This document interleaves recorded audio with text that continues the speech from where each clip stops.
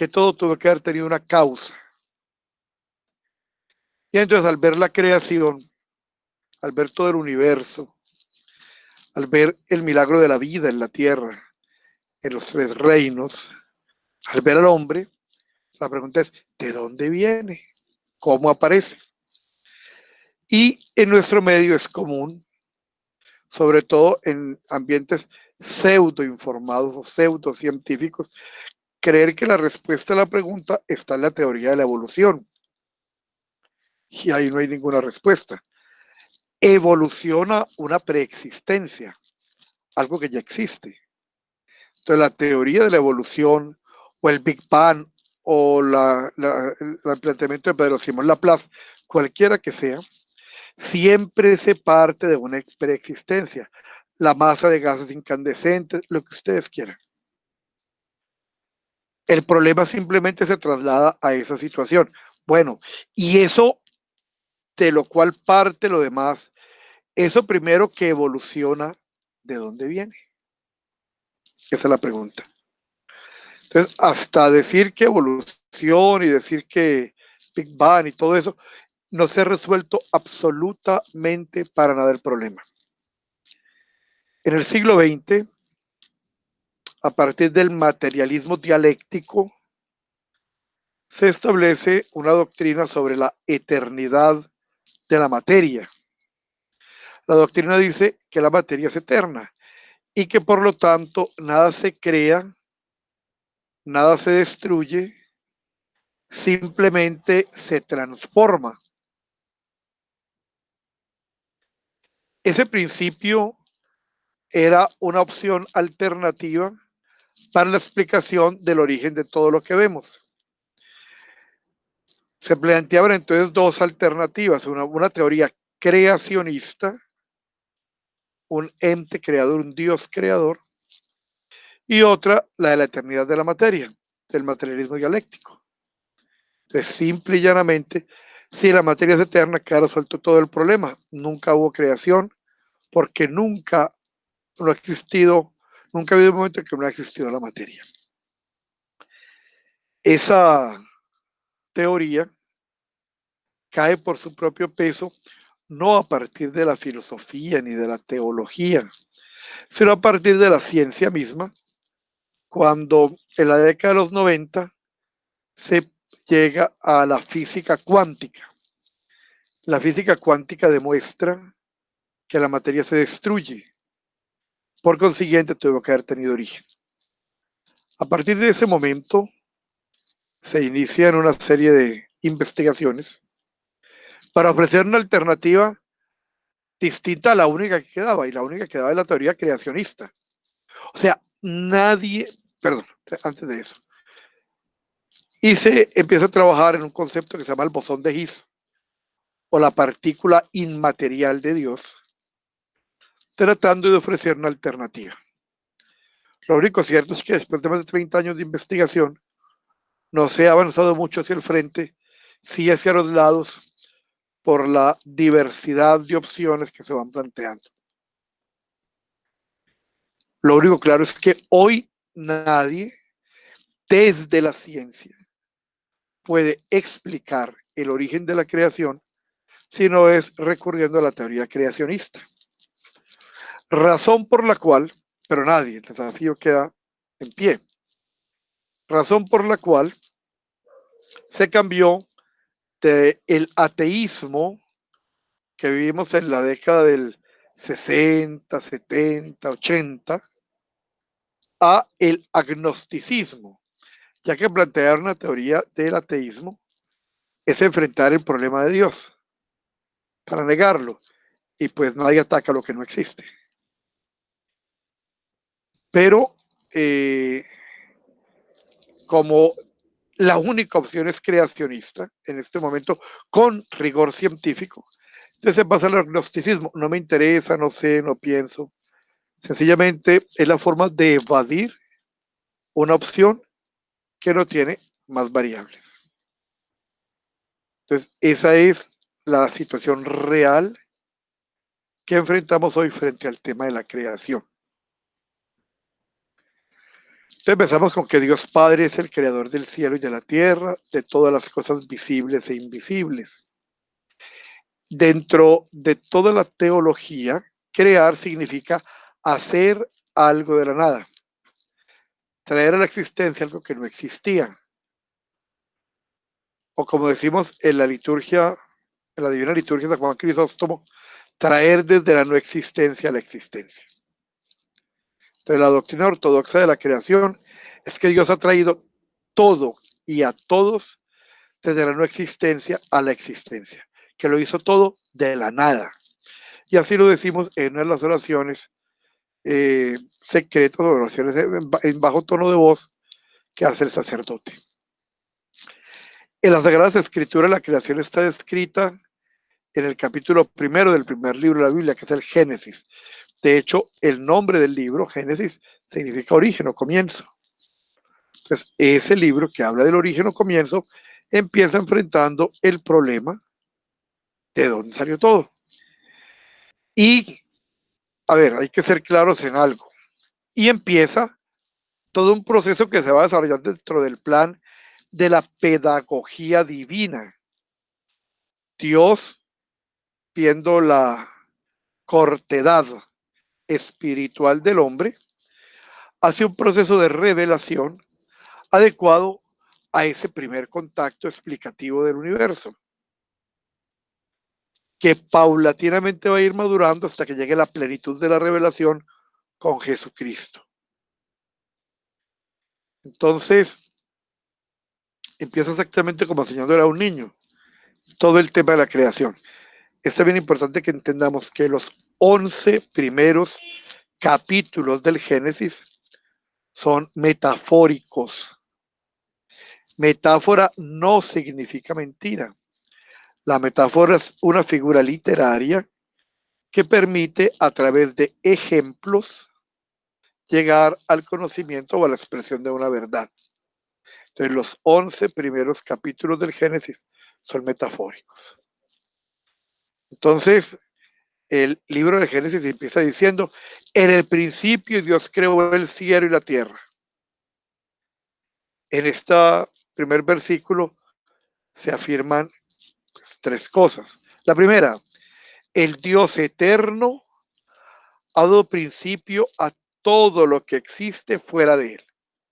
O sea, el Dios eterno, el Dios que nunca tuvo comienzo y nunca tendrá fin, eso significa eternidad, le ha dado principio a todo lo que existe fuera de él. Todo tiene a Dios Padre como inicio, como principio. Segundo, solo él es creador. El verbo crear que viene del hebreo bara tiene siempre por sujeto a Dios. Y el tercero es la totalidad de lo que existe depende de aquel que le da el ser. Todo lo que existe depende de aquel que le da el ser. Y que le da el ser a todo lo que existe es Dios Padre Creador. Solo Él, solo el Padre no fue creado y es eterno. Todo lo que existe aparte de Dios fue creado por Él. Dios, sin embargo, no creó todo individualmente y a la vez. Creó las primeras funciones de la existencia y luego durante mucho tiempo, grandes espacios de tiempo, que llamamos eones, esto se va desarrollando. Para entender eso, hay una cita de la segunda carta del apóstol Pedro, capítulo 3, versículo 8, que dice, pero hay algo, queridos, que no podéis ignorar, que para el Señor un día es como 1000 años y 1000 años como un día. Es parte de la oración que se hace entre los difuntos, para los difuntos. 1000 años son ante tus ojos como el día de ayer que ya pasó, como la vigilia de la noche. En el tiempo se fue desarrollando la creación. Esos son los eones de tiempo que están representados en días. ¿Quién nos quisiera leer esta cita del libro del Génesis? Julián nos quiere hacer la lectura. Produzca la tierra hierba verde, hierba que da semilla. Produzcan las aguas seres vivientes. Produzca la tierra seres vivientes según su género. Muy bien. Patricia. Sí, señor. Dios te pague. Te voy a molestar mucho para que nos ayudes con las citas. Entonces, miren, en el Génesis se empieza a hablar de ese acto creador en distintos espacios. O sea, si lo viéramos desde una perspectiva metafórica, cabe perfectamente todo el tiempo de la evolución, ya que cada día son eones. Y al hablar aquí de día hablamos simplemente de una figura. Pues, ¿cómo se midió el primer día si no había todavía luz y oscuridad, si no había sol? Entonces, no es medir, la palabra día, que es un espacio de tiempo, perfectamente representa unos periodos que nada niegan o imposibilitan el hecho de una interpretación desde la evolución. Y miren, hay una consideración muy particular.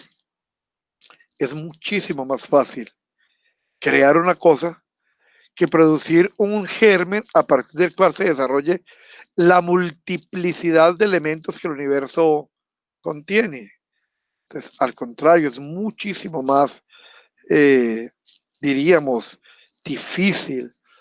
Se requiere muchísima perfección para ese proceso que algunos han creído que niega por completo, que hace que desaparezca y pierda su validez el relato de la creación que era el Génesis. Entonces, no, simple y llanamente, cuando lo entendemos bien, sabemos que es una figura literaria y que si la revisamos con juicio, cabe perfectamente. Así, aunque Dios es sin duda el creador de todo, Él actúa gradualmente en el tiempo y mediante lo que Él ha hecho previamente a los que ha dado potenciales poderes de producir vida. Según la fe ortodoxa, todo lo que Dios ha hecho es muy bueno. Los cielos, la tierra, las plantas, los animales, todo. Miremos esta cita del Génesis, Patricia, por favor. Sí. Vio Dios. Si nos quieres leer la cita del libro del Génesis, para que nos ayudes con las citas bíblicas. Vio Dios cuánto Perdón, había un minuto. Vio Dios cuanto había hecho, y todo estaba muy bien. Y atardeció y amaneció, día sexto. Muy bien. Miren que incluso la formulación del tiempo es contraria a la realidad que vivimos. Atardeció y luego amaneció. Nosotros tenemos primero la mañana y luego la tarde. Es porque en sí mismo el relato no enfatizaba el concepto de día como lo tenemos nosotros. Bueno, e insistimos, vio Dios, y eso dice después de cada acto creador, y vio Dios que era bueno, día a día. Y al día sexto, cuando concluye, dice, y vio Dios que cuanto había hecho, todo estaba muy bien, todo era bueno. Entonces Dios está complacido con la creación y ha hecho todo solo para que pueda participar en su propia existencia divina y no creada, y que viva por su propio divino aliento de vida.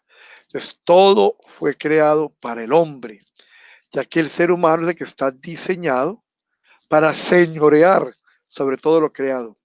Es el acto amoroso de un Dios que prepara todo un ambiente, como un papá y una mamá que le preparan a su hijo, que van a hacer todo un cuarto. Entonces Dios prepara todo para luego, con el aliento de vida que Dios nos da, poder disfrutar de toda la creación. ¿Nos lees, por favor? ¿Me quiere leer el texto del Génesis y del Salmo? Okay, listo.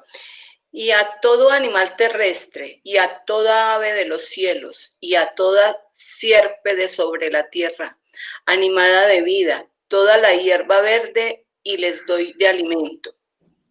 Entonces Yahvé Dios formó al hombre como con polvo del suelo e insufló en sus narices aliento de vida, y resultó el hombre un ser viviente. Muy bien, Génesis 1:32-7. muy bien. ¿Y el Salmo? Por la palabra del Señor fueron hechos los cielos y todo su ejército por el aliento o espíritu de su boca. Muy bien. Eso en idioma hebreo se va a llamar el Ruaf, que significa el aliento de Dios. El Ruaf es el que transmite la vida.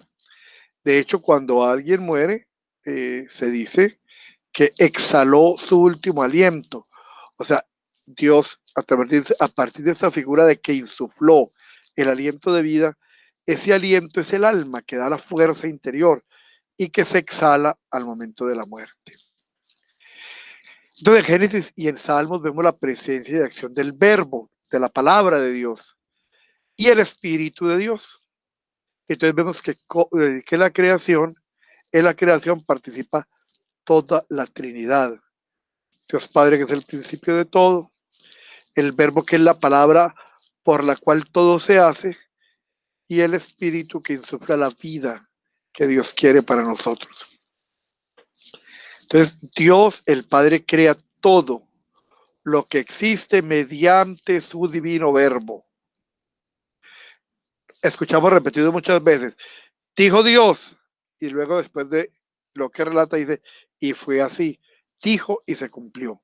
Entonces el divino verbo es la palabra de Dios, que la significamos como verbo porque implica acción, es la acción de Dios. En la teología de los santos padres se va a llamar energía, la palabra griega energía, que significa la acción. Energía es el desenvolvimiento, es la acción. Entonces la acción de Dios, la que produce toda la creación. Y por su divino espíritu, que nos dice el libro del Génesis, se movía sobre la faz de las aguas. De paso explicamos, para los que han vivido la divina liturgia, que mientras está rezando el credo en la misa, el sacerdote levanta el velo que ha cubierto, o que tiene cubierto, el cáliz y el discario, el cáliz y la patena, y lo agita, recordando precisamente cómo el Espíritu de Dios se movía sobre las aguas en ese acto creador. Aquí entonces empieza a vislumbrarse la Santísima Trinidad, como ya lo he dicho, la que será plenamente revelada por Jesús en el Nuevo Testamento, cuando el Verbo de Dios se encarne y cuando el Espíritu Santo descienda en persona sobre los discípulos de Jesús el día de Pentecostés. En el cristianismo ortodoxo no existe el dualismo, o sea, esa doble condición separada. No hay ninguna enseñanza que diga que el espíritu es bueno y la materia es mala. Lo que sí tenemos en Occidente, cuerpo y alma. Entonces, hay en la presentación de algunos escritores el concepto de que el cuerpo es la cárcel del alma. Por lo tanto, el cuerpo hay que castigarlo, hay que flagelarlo, hay que atormentarlo, porque él es simplemente la parte mala que hace que el alma sucumba. Y eso no es válido para nosotros. En primer lugar, porque nuestro cuerpo también es obra del mismo creador. Es Dios Padre que nos creó con un cuerpo. Entonces, si es hecho por Dios, es bueno. El cuerpo es bueno. No es despreciable. No está bien maltratarlo. No podemos considerarlo algo despreciable y fastidioso, ni cárcel del alma para nada. De ahí también tenemos como enseñanza de que Padre, cuando llega, sí, padre, con Fernando, buenas noches. yo, Fernando. Padre, una pregunta frente a eso, ¿qué teologías o bueno, qué escritos, qué personajes hablan de lo que usted dice que no es válido en eso de la flagelación? Y si ustedes dicen que no están de acuerdo con eso, ¿cómo? No entendí bien ese tema. En la teología de Oriente jamás, ¿Y aquí jamás. cómo se manejaba entonces y cuál es el punto de diferencia ahí? El punto de diferencia es todo. En la espiritualidad de Occidente se consideró, a partir de la teología de Tomás de Aquino, se consideró que el cuerpo era la parte despreciable, era la materia, lo insignificante. El concepto del cuerpo como cárcel del alma lo encontramos en el Catecismo de Astete, lo encontramos en la Imitación de Cristo de Tomás de Kempis.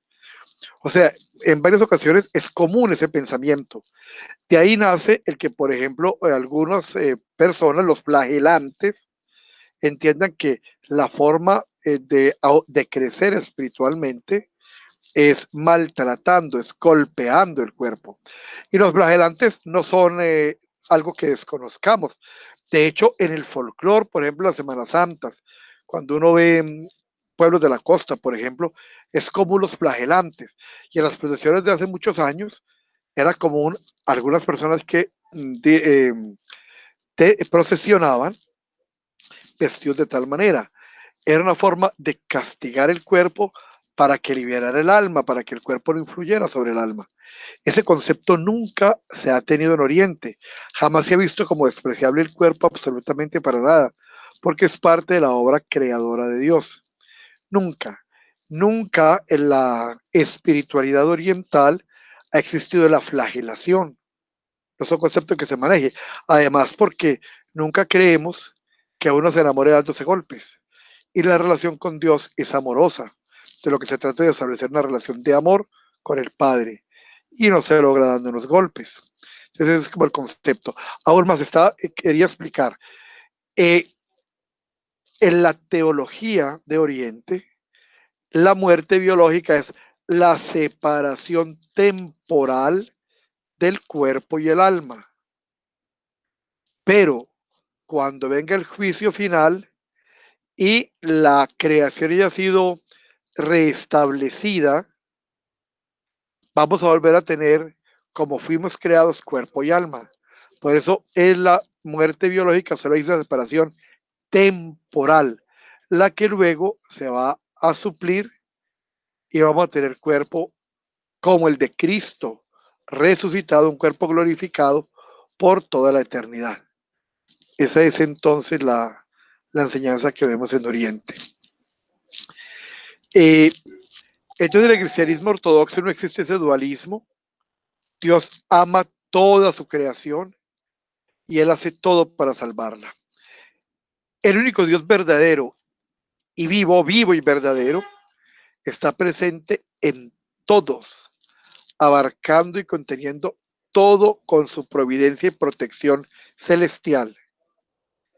El Dios que está sobre todo, también está por todos, en todos, dice Pablo en la carta a los Efesios. Y aquí me quiero detener un poco, porque hay personas que confunden este texto y creen que todo lo que existe es Dios, que Dios es todo lo que hay en la creación.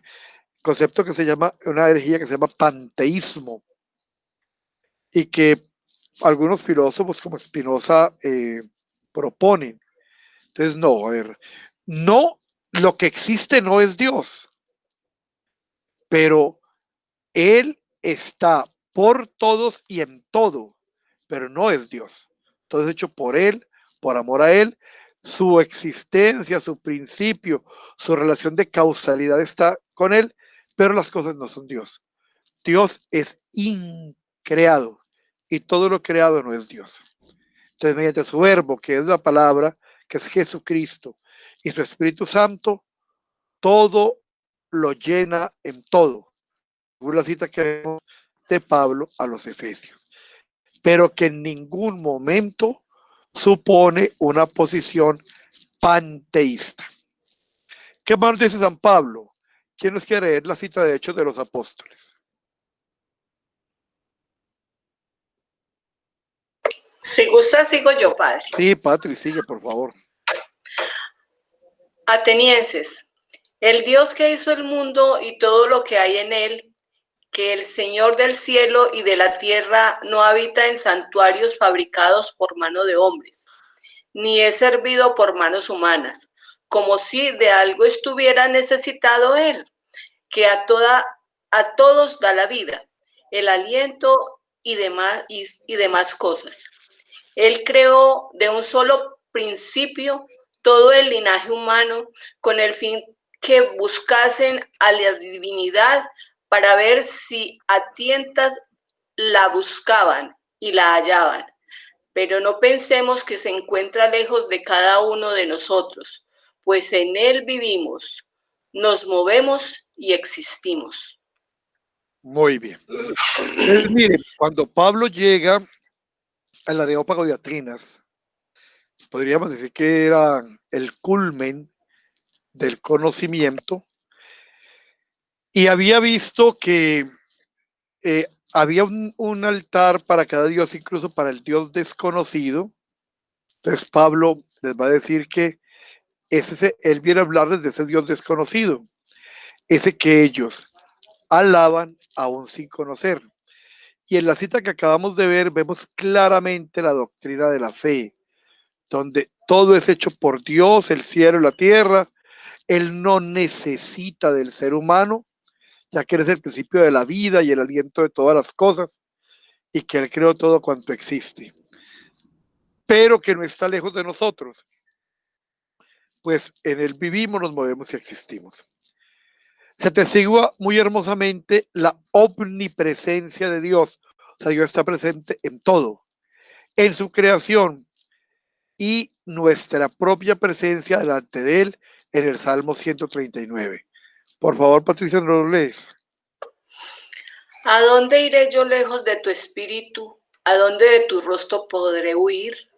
Si hasta los cielos subo, allí estás tú. Si en el sol me acuesto, Seol me acuesto, allí te encuentras. Si tomo las alas de la aurora, si voy a parar a lo último del mar, también allí tu mano me conduce. Tu diestra me aprende. Aunque diga, me cubra al menos la tiniebla y la noche sea en torno a mí un ceñido, ni la misma tiniebla es tenebrosa para ti, y la noche es luminosa como el día, porque tú mis riñones has formado, me has tejido en vientre de mi madre. Yo te doy gracias por tantas maravillas. Prodigio soy, prodigioso son tus obras. Mi alma conocías cabalmente.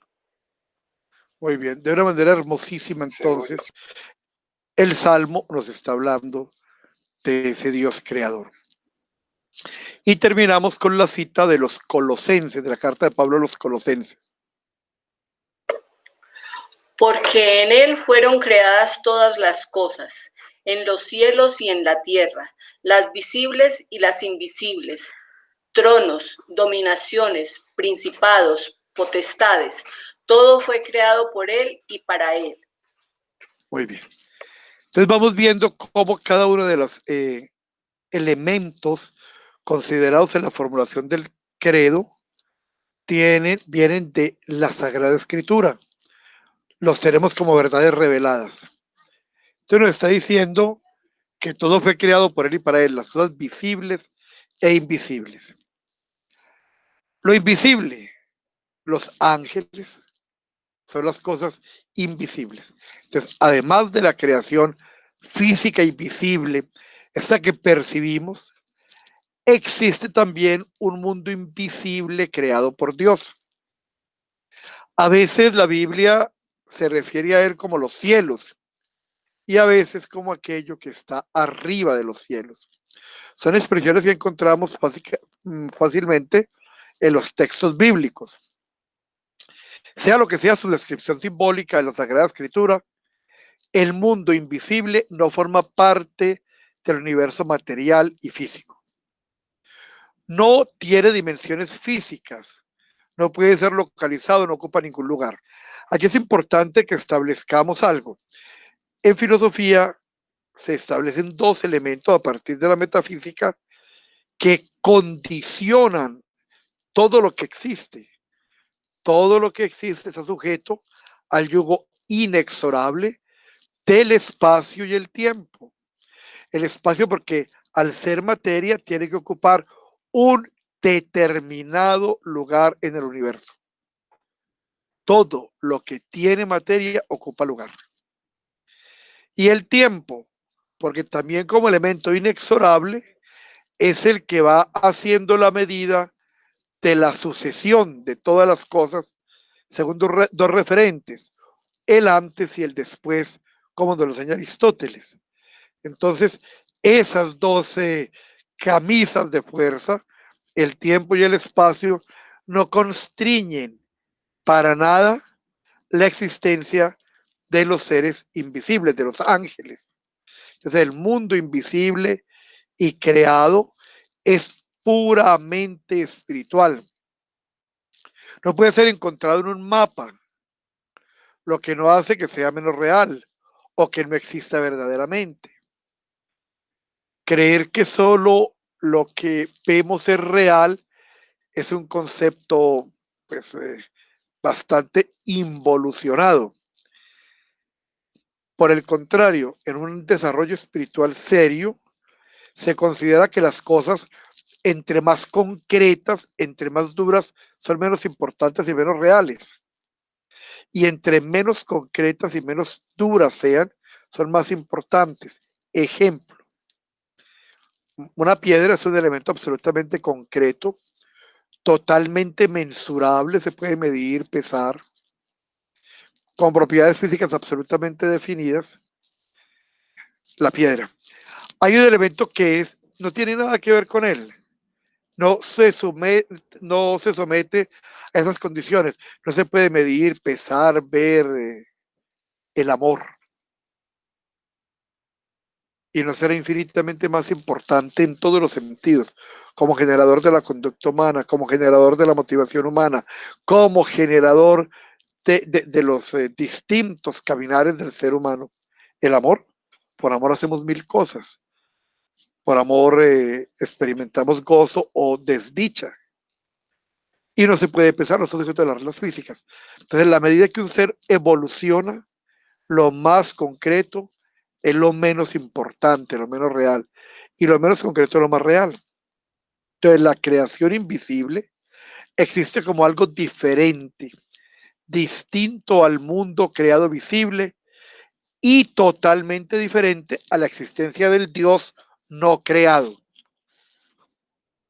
Entonces, no son iguales a Dios, son también criaturas. Criatura significa que fueron creadas por Dios. Entonces, los ángeles son, estrictamente hablando, solo una de las órdenes entre los poderes incorpóreos del mundo invisible.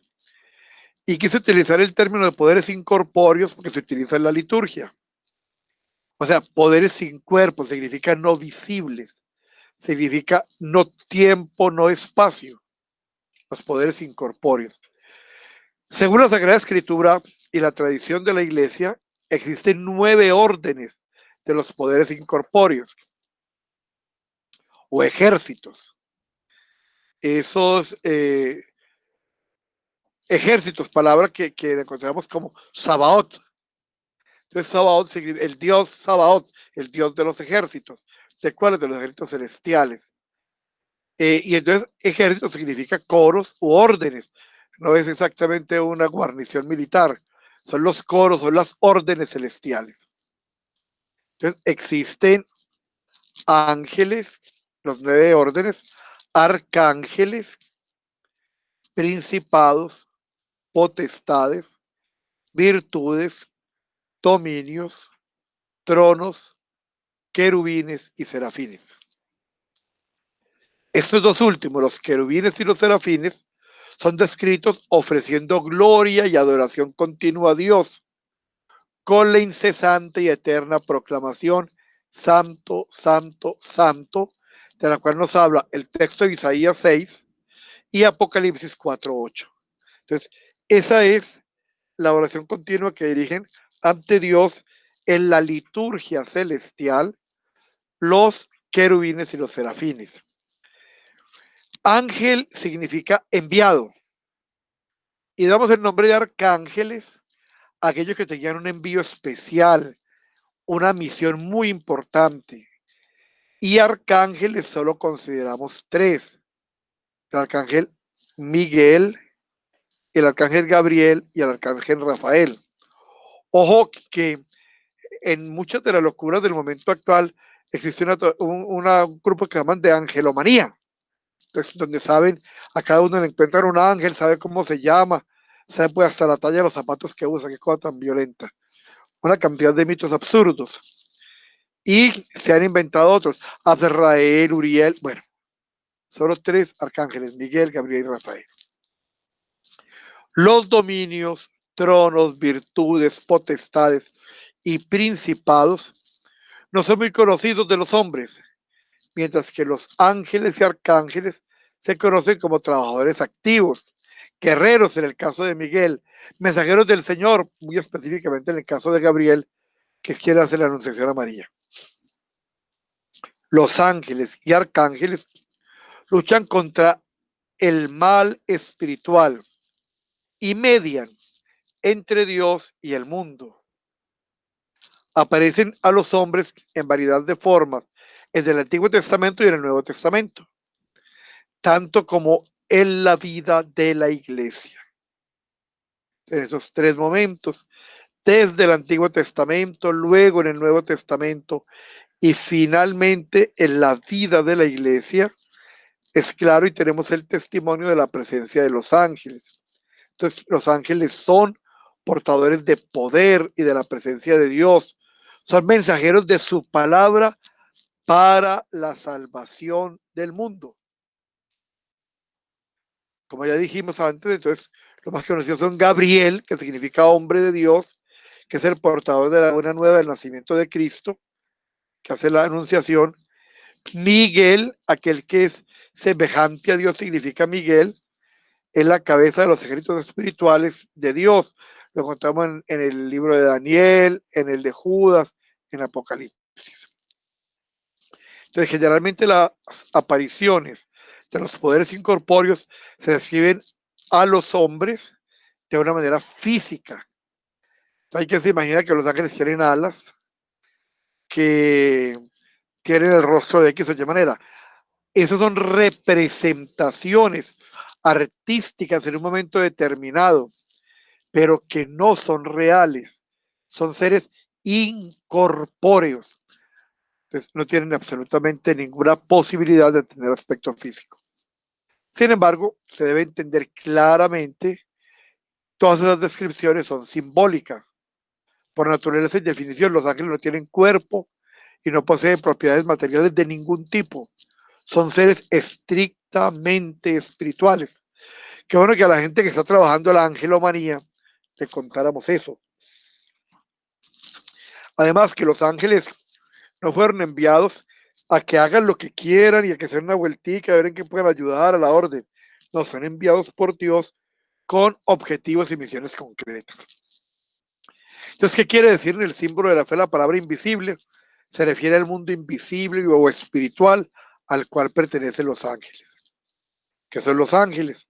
Son espíritus puros con inteligencia, voluntad y poder. ¿Qué significa la palabra ángel? Significa mensajero. ¿Por qué son llamados así? Porque Dios los envía para anunciar su voluntad. Otra vez lo repetimos, Gabriel fue enviado para anunciar a la Virgen María la concepción del Salvador. ¿Qué fue creado primero? ¿Lo visible o lo invisible? Lo invisible fue creado antes que lo visible y los ángeles antes que los hombres. ¿Qué testimonio encontramos de eso en la Sagrada Escritura? En el libro de Job, Dios mismo habla de la creación de la tierra así. Por favor, Patricia, ¿nos lees el texto de Job? ¿Sobre qué afirmaron sus bases? ¿Quién asentó su piedra angular entre el clamor a coro de las estrellas del alba y las aclamaciones de todos los hijos de Dios? Muy bien. Entonces, a partir de ese texto podemos entender la presencia de los ángeles. ¿De dónde sale el nombre de ángel guardián o ángel de la guarda o ángeles custodios? De las siguientes palabras de la Sagrada Escritura en el Salmo 91. Por favor, Patricia. Pues a sus ángeles mandará cerca de ti que te guarden en todos tus caminos. Entonces de ahí viene la idea del ángel guardián o el ángel custodio de la escritura. ¿Quiere cada uno de nosotros su ángel guardián? Sin duda. Podemos estar seguros de ellos por las siguientes palabras del Señor en el Evangelio de Mateo. No menosprecies a ninguno de estos pequeños, porque os digo que sus ángeles en los cielos ven siempre el rostro de mi Padre que está en los cielos. Entonces, de una manera clara, Jesús, en el Evangelio de Mateo, nos habla del ángel custodio. ¿Son todos los ángeles buenos o benefactores? No, hay ángeles malos, también llamados diablos. Estamos a hablar un poco de los espíritus malignos. Además de los poderes espirituales creados que llevan a cabo la voluntad de Dios, existe, según la tradición, los que se rebelan contra él y obran el mal. Demonio o diablo, que significa aquellos que destruyen. Se les ve obrar en el Antiguo Testamento, en el Nuevo Testamento, y luego lo vamos a ver claramente en la vida de los santos de la iglesia. Satanás, que significa enemigo o adversario, es el líder de los espíritus malignos. Hay gente que cree que son simplemente representaciones simbólicas que tratan de dar caracteres antropomórficos a un sentido, a una posibilidad ética. Y no es así. No es simplemente representa lo que la gente siente en su corazón como malo. No es así. Jesús, cuando es tentado, antes de iniciar su vida pública, del corazón y del espíritu de Jesús no había nada malo. Entonces no es la forma de personificar algo que está dentro de él. Entonces son, según la tradición y la enseñanza de la iglesia, son seres reales. Obviamente, no como está en el icono que hay, no tienen cachos, ni cola, ni tridente, ni tienen pezuñas, absolutamente nada de eso, nada absolutamente de eso. De igual manera son seres espirituales que no tienen cuerpo y que no tienen o no ocupan lugar en el espacio. Cristo lo llama engañador o mentiroso. Vemos dos citas del Evangelio de Juan. ¿Nos las lees, Patricia?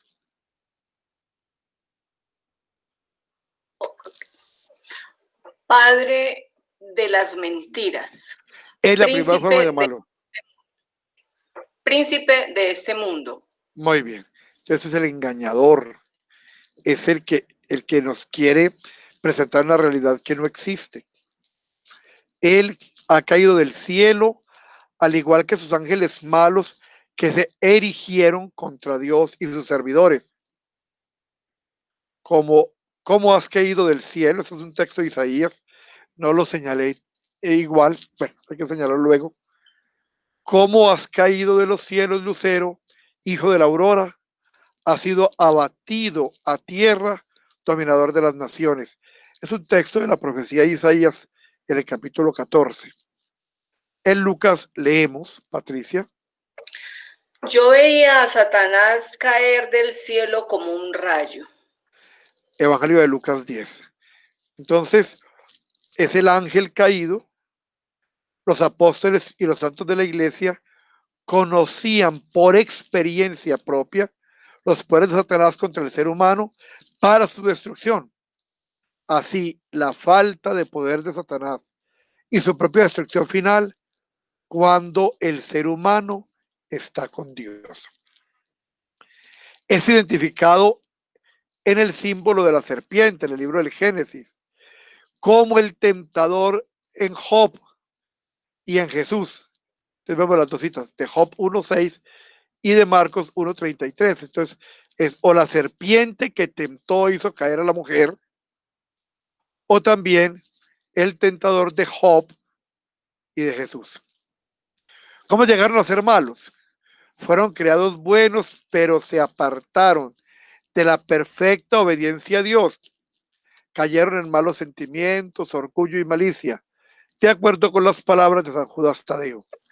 Por favor. Los ángeles que no mantuvieron su dignidad, sino que abandonaron su propia morada, Los tiene guardados con ligaduras eternas bajo tinieblas para el juicio del gran día. Muy bien. Judas 6. Judas 6, muy bien. ¿Por qué no tiene 1:6? Porque Judas es un solo capítulo. Entonces únicamente se enuncian los versículos. ¿Qué quiere decir el nombre diablo? Significa calumniador, seductor. ¿Por qué los ángeles malos se les llama diablos? Porque ponen trampas a los hombres, buscando atraerlos malignamente para inspirarles falsas nociones y malos deseos. Hablando de los judíos escépticos, Jesús Cristo dice: Vosotros sois de vuestro padre el diablo, y queréis cumplir los deseos de vuestro padre. Este era homicida desde el principio y no se mantuvo en la verdad, porque no hay verdad en él. Cuando dice la mentira, dice lo que le sale de dentro, porque es mentiroso y padre de la mentira. Juan 8:44. Muy bien. Entonces, eso lo encontramos en el Evangelio de San Juan. Entonces no existe ningún término medio entre Dios y Satanás. No hay medio malito o medio buenito. No hay término medio. ¿Está con Dios o está con el diablo? Sirviendo al uno o el otro. Nos va a decir la escritura del Señor: el que o está conmigo o está contra mí. El que no siembra conmigo desparrama, y a los tibios los vomitaré de mi boca. Entonces no hay término medio. La victoria final entonces pertenece a Dios y a los que están con él. Esa es el centro de toda la enseñanza. La victoria final pertenece a Dios y a los que están con él. Sin la experiencia de la lucha espiritual, Dios y Satanás, uno no puede llamarse cristiano ortodoxo, pues no es consciente de las más profundas realidades de la existencia, que es la lucha moral que se da en la conciencia de cada uno de nosotros. Se debe afirmar claramente que el diablo no es ningún caballero vestido con traje rojo ni nada físicamente grotesco. Él es un espíritu sutil, inteligente, que actúa principalmente por el engaño y el disimulo, siendo su principal ganancia lograr que el ser humano deje de creer en su existencia y su poder. Hoy, cuando parecen figuras míticas hablar del demonio, pues como no existe, él obra a sus anchas, porque no estamos prevenidos contra él. El diablo ataca de frente solo a los que no puede engañar. A Jesús, a los grandes santos. Pero normalmente está oculto y actúa por caminos y métodos desviados.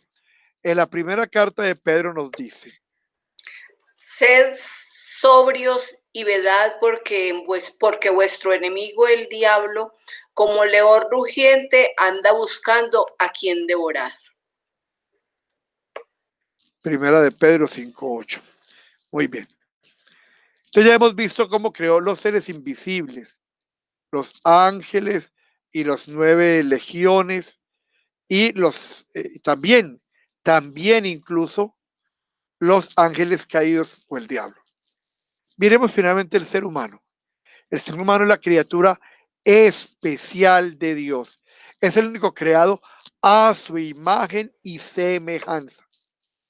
Todo fue creado para que el hombre lo señoreara, como dice Génesis 2. Entonces, todo lo hizo para nosotros. Él armó este mundo para que nosotros lo pudiéramos vivir. Él es creado, todo, el hombre es creado por Dios del polvo de la tierra, al final del proceso de la creación, el sexto día, y por un proyecto especial. Dios lo hizo para respirar el aliento de vida y con el fin de conocer a Dios y tener dominio sobre todo lo que Dios había hecho. Entonces vamos a hacer aquí una precisión. Es el pensamiento de muchos teólogos hoy, y a mí particularmente me parece que es así, pues no podemos negar el hecho de la evolución. Entonces, hay un principio que evoluciona da origen al universo. En él, bajo unas condiciones particulares, se da la vida que estaba en germen en la creación. Empieza todo el proceso evolutivo desde los animales o los seres unicelulares, cómo se desarrollan, el paso de vegetal a animal a través de la Eulena viridis, y luego sigue evolucionando, pero llega un punto donde los científicos no pueden concluir ese proceso evolutivo y lo llaman el eslabón perdido. Nosotros creemos que cuando Dios ve que ha llegado a ese nivel de evolución, vuelve a intervenir en la creación y le infunde a ese ser que ha evolucionado biológicamente, le infunde un alma racional. Entonces, somos, bajo ese concepto, creación como materia, como cuerpo, indirecta de la mano de Dios, pero como ser humano, como ser pensante, como ser racional, creación directa de las manos de Dios. Varón y mujer los creó, dice el Génesis, para ser fecundos y multiplicarse, lo dice Génesis 1:28. Entonces, la sexualidad pertenece a la creación que dijo Dios que era muy buena. Entonces, y en sí no es de ninguna manera ni pecaminosa ni perversa. Es también un pensamiento difundido en Occidente. Todo lo que tenga que ver con la sexualidad es cochino, de eso no se habla. Cuidado que hay niños, ese tema no se puede tocar, es un tema que se toca o con malicia y de una forma de una manera deformada, o en sigilo y secreto. A veces yo gozo viendo que hay exposiciones sobre sexualidad humana en una terminología que ni el expositor maneja y que no subsana ninguna duda. Entonces, no, esa aproximación a la sexualidad como algo perverso no es para nada el pensamiento de nosotros los ortodoxos. Viene de Dios, Dios que llama al hombre a cooperar con su acto creador. Entonces, la sexualidad es un milagro maravilloso de Dios. Esa sexualidad tiene no solo el objetivo de la vida, sino el de cohesionar la vida de pareja. Entonces, ni es pecaminosa ni es perversa. Como cualquier cosa, si se hace un uso inadecuado, desordenado, que no apunte al objetivo que ella tiene, pues es un elemento entonces que hay que revisar, que ya no es bueno. Pero no porque la sexualidad no sea buena, sino porque a veces damos o hacemos un mal uso de ella. Entonces, es la razón por la cual, que aquí a mucha gente se le parece muy horrible, ¿por qué en la iglesia ortodoxa los sacerdotes se pueden casar? Pues en primer lugar, porque así lo dice la escritura. Desde el Génesis, cuando Dios dice no está bien que el hombre esté solo, hasta luego en las cartas pastorales de Pablo, en la primera carta a Timoteo, capítulo 3, dice Dios que cuáles son las características que ha de tener el obispo. Y dice, ha de ser esposo de una sola mujer cuyos hijos sean obedientes. Esto vuelve y lo repite en la carta a Tito 1:5. Le dice a Tito, que es obispo, le dice, te dejé en Creta para que organices la iglesia y establezcas presbíteros. El presbítero debe ser esposo de una sola mujer. Entonces, de alguna manera diferente, en Occidente se dio otra disciplina y entonces se nos hace muy horrible a muchas personas que el sacerdote tenga familia y esté casado. Entonces, como imagen de Dios, el hombre que es creado a su imagen, como imagen de Dios, es creado el hombre con señorío sobre la creación y es co-creador. Él debe reflejar a Dios en la creación, hacer evidente su presencia, su voluntad de transformar todo lo que existe en el paraíso de Dios. En este sentido, el ser humano es creado para un destino más grande que el de los ángeles. Pruebas inequívocas de ese destino del hombre es que el ángel es un servidor del hombre, pero el hombre es el único creado de imagen y semejanza de Dios. Y al hombre le da atribuciones que ni siquiera los ángeles remotamente pueden hacer. Por ejemplo, cuando establece el sacerdocio, ningún ángel puede celebrar una Eucaristía, hacer presente a Jesús en la Eucaristía. Ningún ángel tiene la facultad de perdonar pecados. Y eso se los da al hombre al hacerle partícipe de su gracia a través del sacramento del orden sacerdotal. Entonces, según la teología ortodoxa, llevar la imagen de Dios es semejarnos a Cristo, imagen no creada de Dios, y compartir los atributos espirituales de su divinidad. Por eso Jesús nos invita a ser como Él, aprendan de mí. Y nos invita a ser perfectos como el Padre Celestial es perfecto.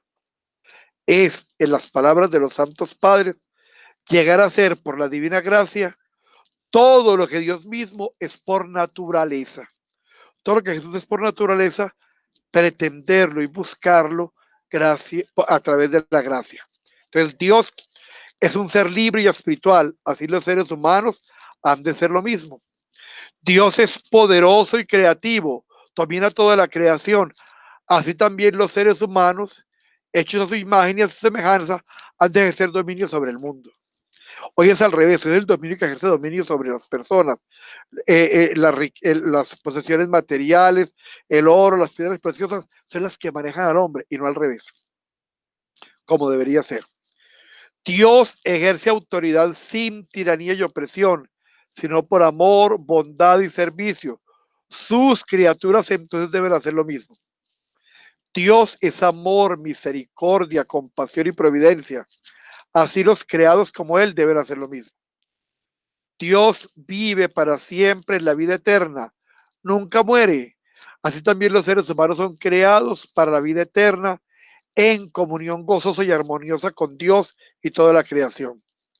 Entonces, es doctrina de la ortodoxia que el ser humano ha fallado en su vocación original, desobedecido al mandato de Dios y cedido a la tentación de Satanás. Así el ser humano pecó, falló, al cual había sido llamado, a la vocación al cual había sido llamado, y transgredido la ley de Dios, como nos dice la primera de Juan.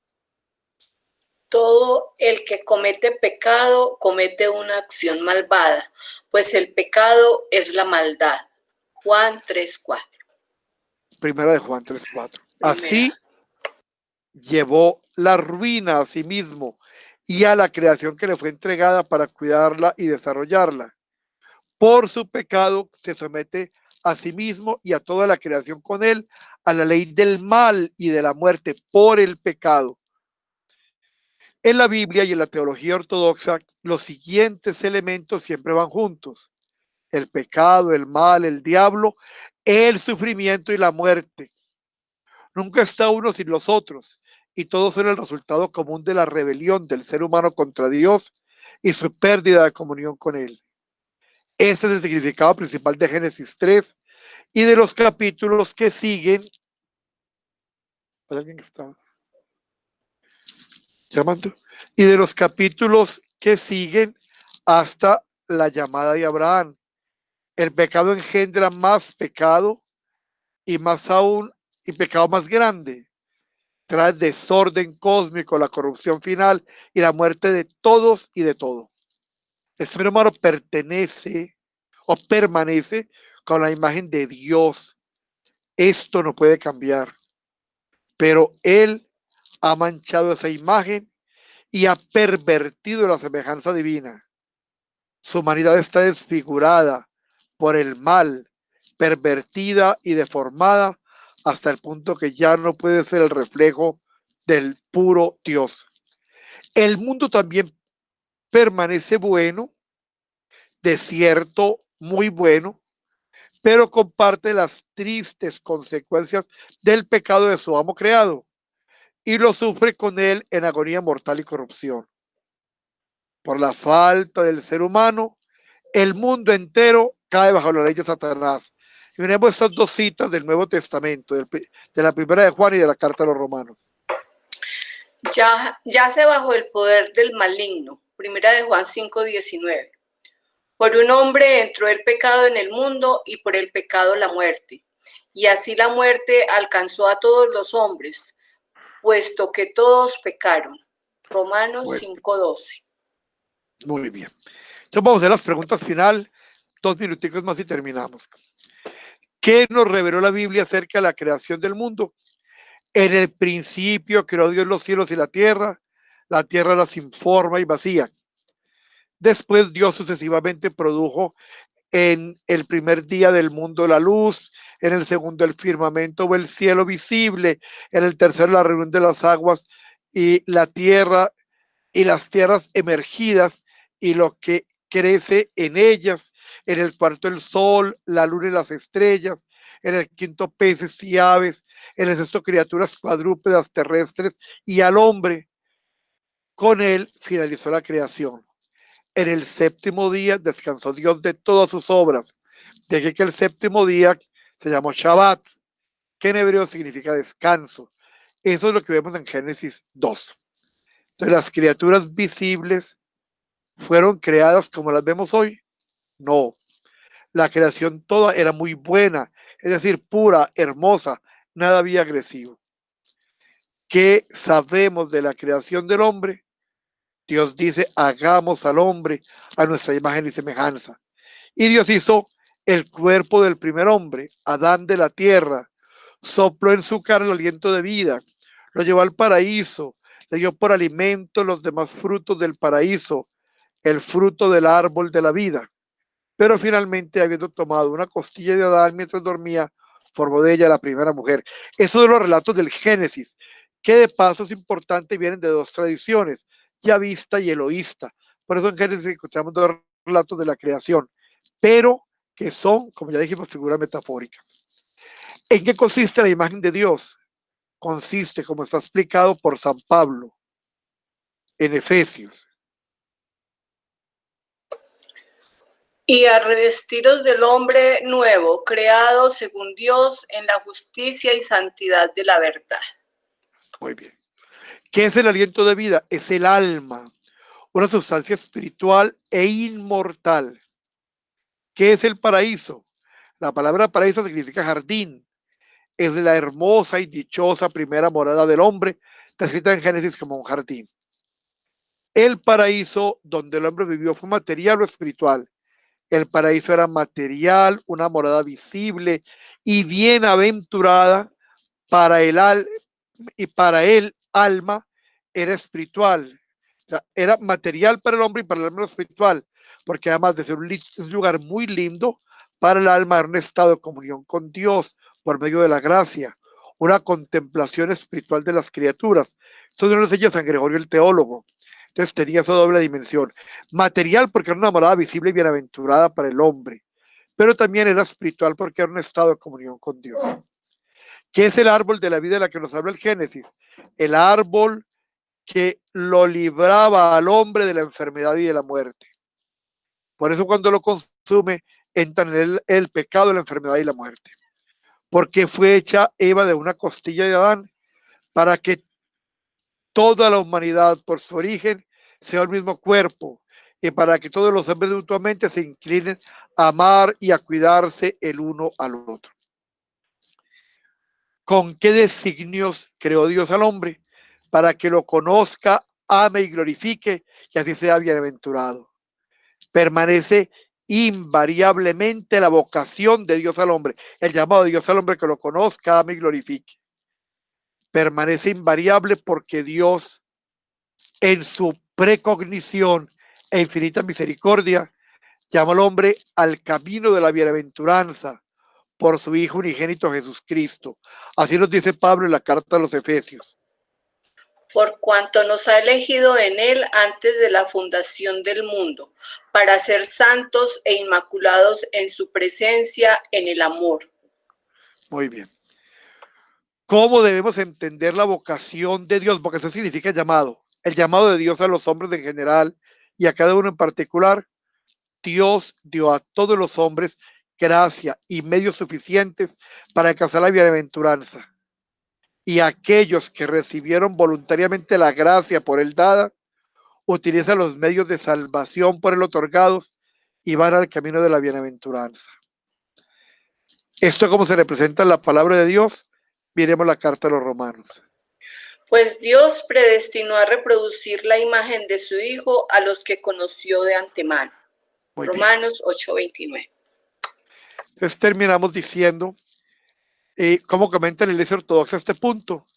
Entonces, en la exposición de fe de los patriarcas orientales se dice, como él previó que algunos usarían bien su libre albedrío, más otros lo usarían mal, previó a los primeros para la gloria y condenó a los últimos.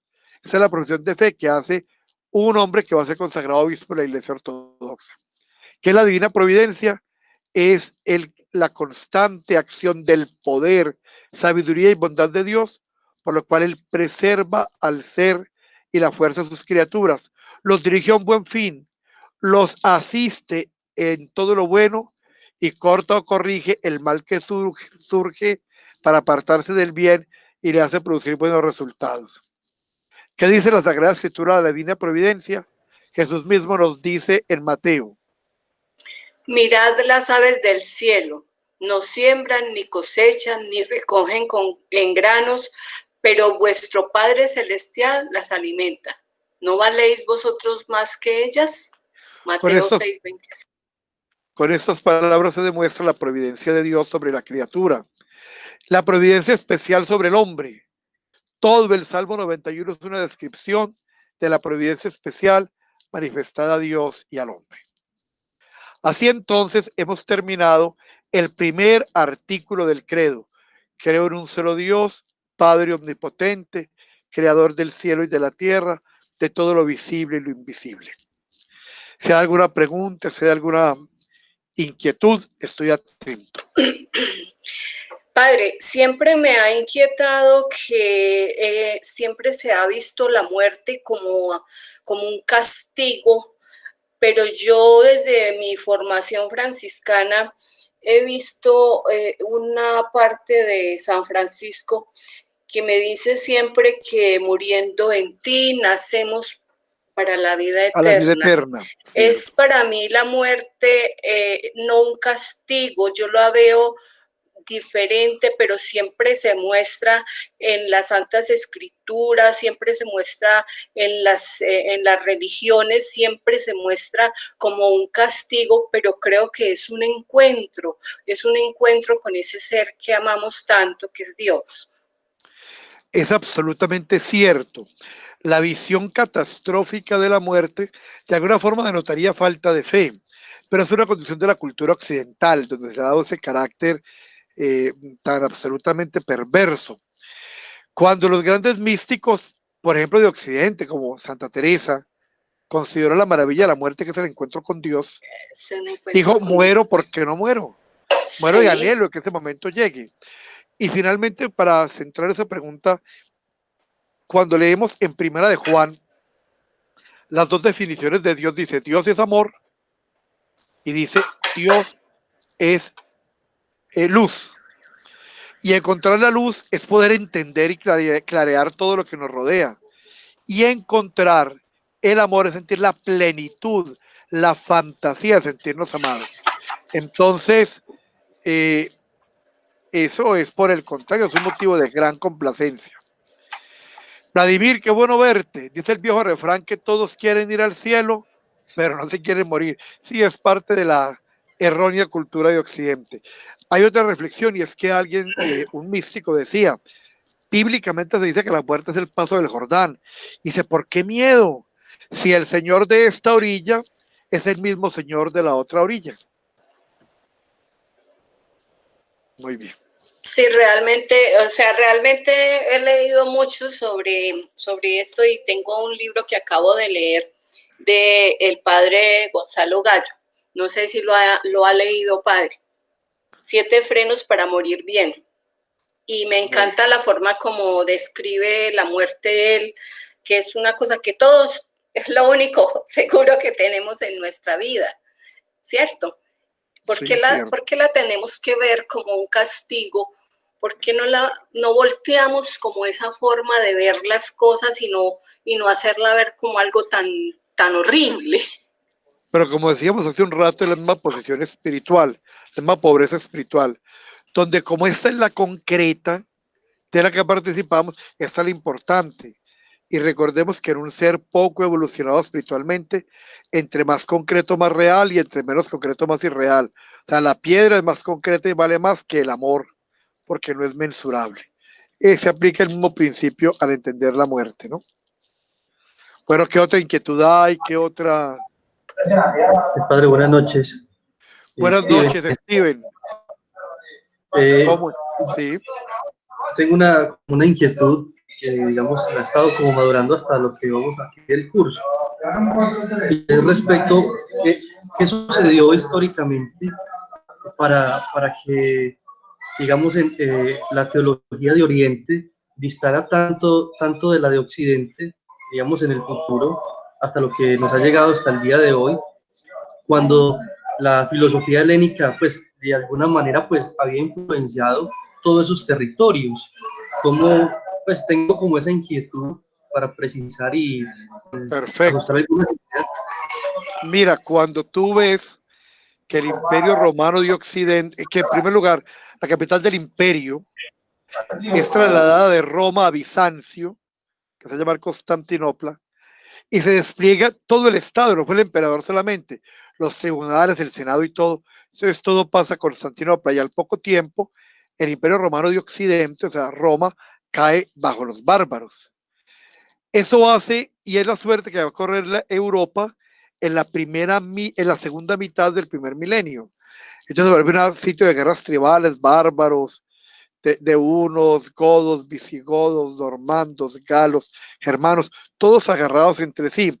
Entonces la iglesia, el obispo de Roma, asume un papel casi como de superjuez, de superrey. El corona reyes y todo, tratando de poner orden en esa Europa convulsionada. Además que con la cambiada de la capital del imperio, Roma quedó tan absolutamente desubicado que en un principio Roma no tenía obispo. Roma dependía de un obispado cercano.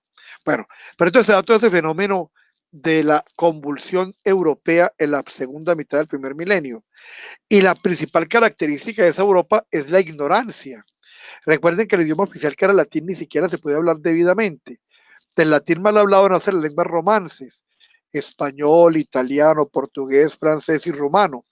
Las 5 lenguas romances nacen de un latín mal hablado. Y no se escribe, entonces aparecen los famosos mester, el mestre de juglaría y el mestre de clerecía. Los únicos que leían y escribían eran los clérigos. El resto del pueblo era el mestre de juglaría, que a partir de los juglares iba teniendo información de lo que sucedía, pero no leían. Mientras eso pasa en Occidente, Oriente está desarrollando un concepto de vida muy distinto.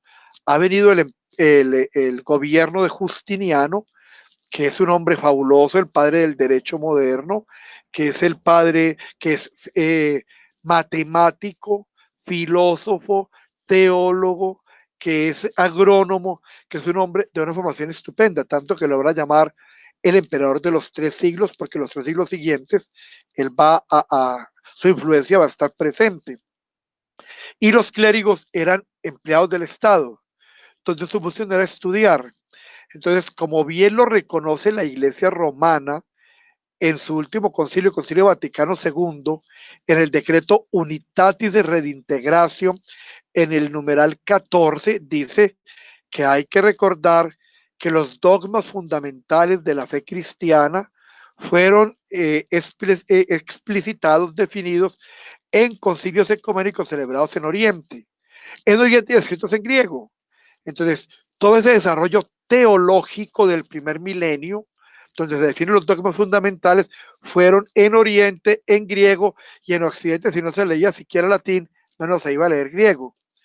Cuando empieza el segundo milenio, vemos a Anselmo de Canterbury, que quiere traer la vivencia teológica con resultados, pues, que ya alguna vez los comentamos, no muy favorables. Y luego vemos a Tomás de Aquino, que según el pensamiento oriental se reinventó la iglesia como alguien a quien lo nombran administrador de una empresa, y como no encuentra manuales de funciones, vuelve a escribirlos. Entonces se lo reinventó. ¿Por qué decimos eso? Porque vemos los concilios posteriores de la iglesia romana, por ejemplo de Salamanca, donde es común lo que se quiso decir, es como bregar a realinear todo el trabajo de Tomás de Aquino ya cuando habían sido traducidos y conocidos los trabajos teológicos de Oriente. Entonces todo eso esboza que los fenómenos de orden político, económico de la Europa de la segunda mitad del primer milenio son los que hacen que se viva una realidad muy distinta en el desarrollo del pensamiento teológico de Oriente y de Occidente. Yo comentaba en la clase en que tocamos el tema como un detalle especial que hay unas crónicas muy simpáticas en que dice que era común, se está hablando, por ejemplo, de la persona de Jesús, los concilios cristológicos y la unión hipostática, la unión de las dos personas en Jesús. Y decía el cronista que era común mientras se compraba la carne que el carnicero opinara sobre la unión hipostática o sobre la kenosis de Cristo. Así, y eso se entiende porque hoy en día cuando usted va y habla con el carnicero, él le habla perfectamente del problema político y del presidente actual, y de infinidad de cosas, porque son los temas que se manejan y mueven el entorno. De igual manera, en esa época los temas en Oriente eran teológicos y en Occidente eran guerra, eran cosas diferentes. Creo que de alguna manera te puedo dar como alguna respuesta a partir de ese elemento. Con gusto. ¿Hay alguna otra pregunta? Pues yo me atrevo a hacer otra también respecto a lo que usted nos compartía hoy sobre la existencia de seres espirituales malignos. Y pues porque me queda un poco como, de verdad se me dificulta un poco creer, pues, o precisar desde un poco de los conceptos de la filosofía, que hayan existencia de seres, digamos, con casi las potencias que tiene, digamos, la divinidad, porque están por encima de alguna manera de la materia, están por encima del espacio y del tiempo, y de alguna manera son casi como eternos. Entonces, digamos que para mí pensar eso, pues eso tiene implicaciones pues demasiado graves también en la práctica y en el pensamiento de las personas, en cómo conciben también a Dios y cómo asumen también la vida, porque pues para mí a veces percibo en la realidad que muchas personas es más fácil atribuirle, digamos, la responsabilidad de su voluntad a potencias superiores que asumir que los errores o el pecado es una condición del mal uso de su voluntad y de su libertad. Entonces, pues tengo como esa inquietud, padre. Entonces, mira, en primer lugar, son igualmente incorpóreos e igualmente bioeternos, tuvieron comienzo pero no fin. Los seres invisibles, angelicales, buenos, y los malos, son de una esencia común. Lo que pasa es que haciendo uso de ese libre albedrío, ellos optaron por Dios o en contra de Dios. Entonces, esas facultades que ellos tienen no les permiten alterar la condición del hombre, la libertad del hombre, ni siquiera Dios la modifica. Por eso en la teología de la gracia decimos que la gracia es un don que Dios ofrece, pero que el hombre ha de aceptar o rechazar. El caso de la encarnación, que el arcángel Gabriel y le dice a María en la anunciación que si quiere aceptar, y María dice el famoso fiat, hágase. Entonces, los seres incorpóreos no pueden en ningún momento decidir por el hombre, pero ofrecen la tentación. O sea, abren una serie de posibilidades imaginativas con una respuesta de felicidad al final de ella, que son las que hacen que caigamos en situaciones indebidas. Pero siempre la responsabilidad sigue siendo del hombre, porque el hombre no llega indefenso ante la tentación. Recuerde que cuando el hombre es posibilitado a la gracia por el solo hecho de ser creado a su imagen y semejanza. Sobre eso hay un trabajo fabuloso. En los últimos hace 2 años, durante 2 años seguidos, fue considerado por el Instituto Gregoriano de Teología de Roma como el mejor teólogo del año, un obispo ortodoxo griego que se llama Ioannis Sisiulas, con un tema fascinante que es creados a imagen y semejanza. Entonces, Dios respeta profundamente la libertad del hombre, y si Dios no puede y Dios no lo hace, porque es un elemento sine qua non, desharía al hombre, tampoco va a permitir que ningún otro ser lo haga. La responsabilidad moral es intuite persona. O sea, yo no puedo hacer un fenómeno evasivo diciendo, no, como hace Eva. Miren bien claro cómo hacen Eva y Adán.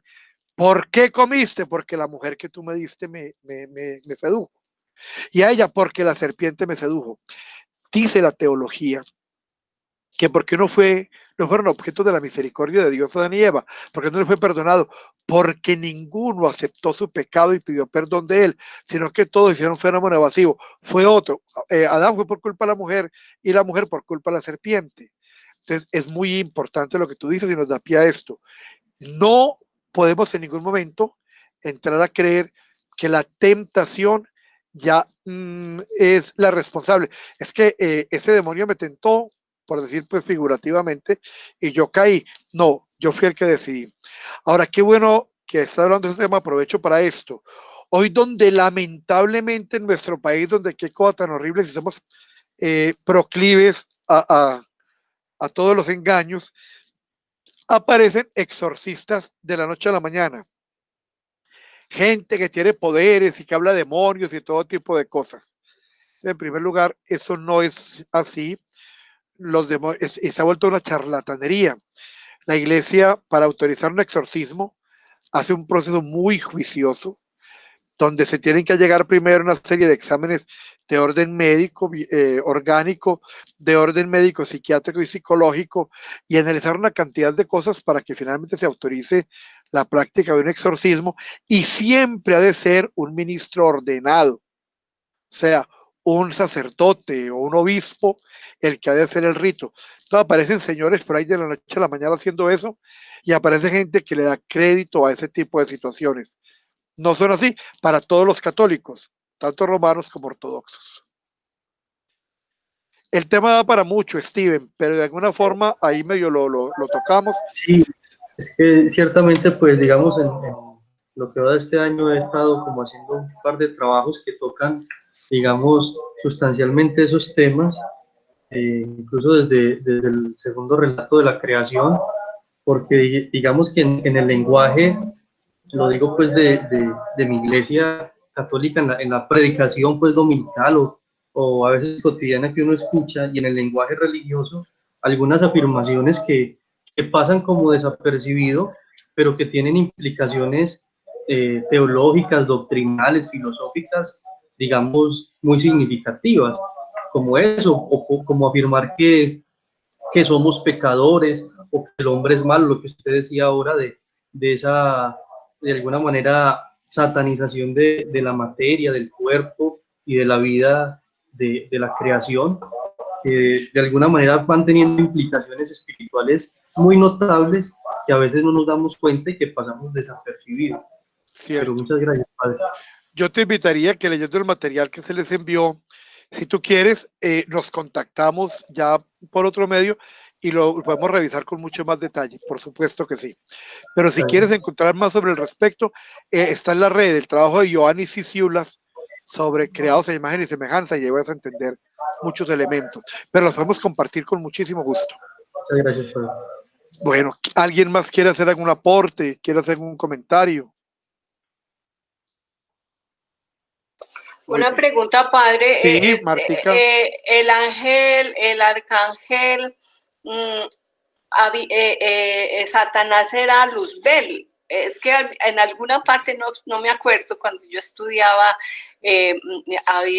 nos contaban una historia de que era un ángel que se llamaba Luzbel y que era muy hermoso y que por su belleza quiso ser o superar a Dios, y por eso fue castigado y ese fue Lucifer. Sí, mira, eso es parte de la tradición muy antigua, que cuando uno revisa a los padres de la iglesia encuentra algunos que todavía traen ese tipo de alusiones, que yo recuerdo ahora, por ejemplo, Evagrio Póntico en alguna parte habla de eso. En San Cirilo de Jerusalén también encontramos alguna información de eso. Sí, Luzbel de hecho quiere decir luz bella. Entonces, sí, esa es la tradición. Es un elemento más de orden simbólico, pero sí, esa es la tradición que se nos ha enseñado. Tienes razón. Muy bien. Yo los invito entonces a que leamos el material. Les voy a pedir con mucho cariño que por favor me oren un poquito por mí.